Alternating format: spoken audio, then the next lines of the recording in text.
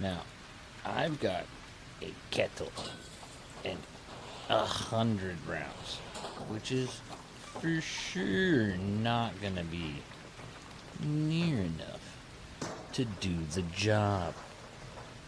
That is just fine.